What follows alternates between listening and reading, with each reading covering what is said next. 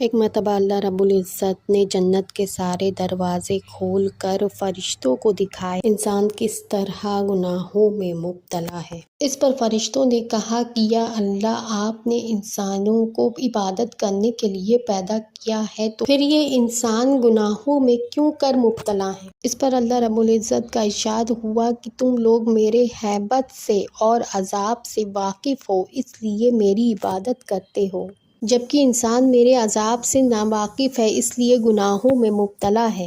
پر فرشتوں نے کہا کہ انسان آپ کی عبادت چھوڑ کر کے گناہوں میں مبتلا ہے، اس لیے ہم ان کے لیے مغفرت کی دعا نہیں کریں گے۔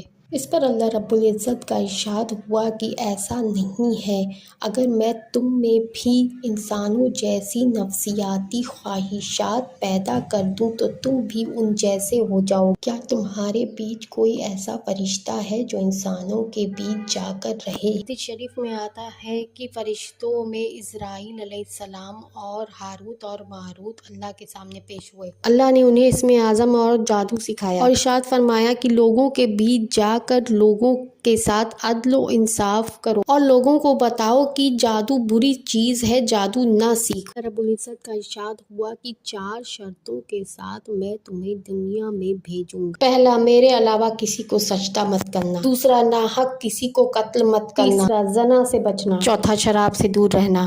لیکن دنیا میں رہ کر جب اسرائیل علیہ السلام کو گناہ کا خیال آیا، آپ نے اللہ رب العزت سے کہا کہ مجھے آسمان پر اٹھا لیں۔ صرف گناہ کا خیال آتے ہی اسرائیل علیہ السلام اللہ کے عرش کے نیچے 40,000 برس تک سجدے میں روتے رہے۔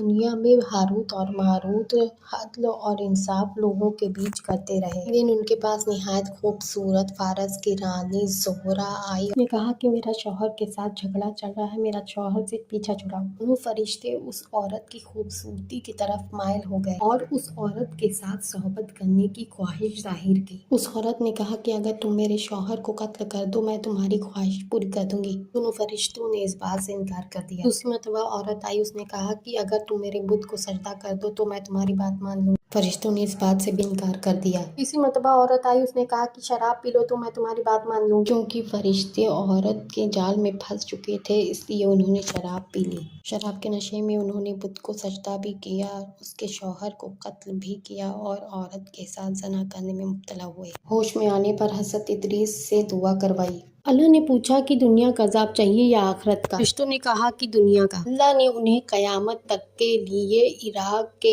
ایک کنویں جس کا نام بابل ہے، اس میں آگ میں الٹا لٹکا دیا ہے۔